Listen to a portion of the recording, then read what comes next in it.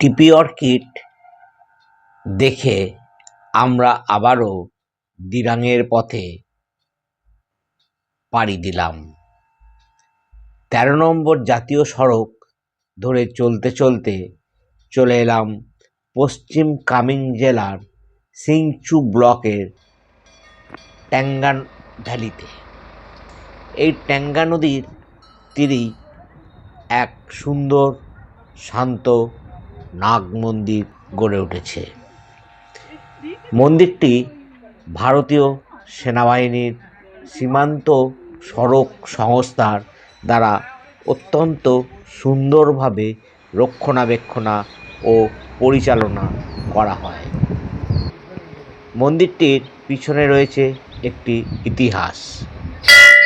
১৯৬০-এর দশকে শুরুতে যখন ভালুংপং থেকে তাওয়াং পর্যন্ত রাস্তা তৈরির কাজ চলছিল, তখন এই পাহাড়ে প্রায়ই একজোড়া নাগ-নাগিনীকে দেখা যেত।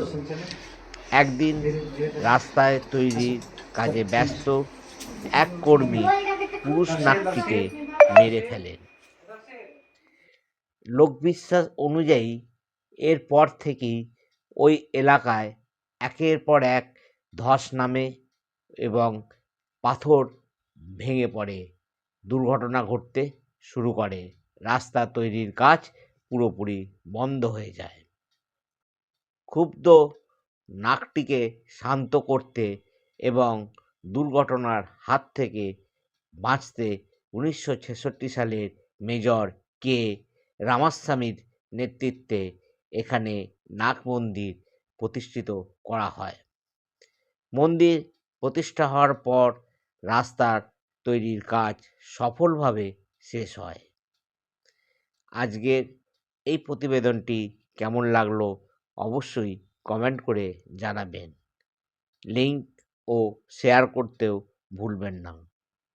নতুন হলে চ্যানেলটিকে সাবস্ক্রাইব করে রাখুন।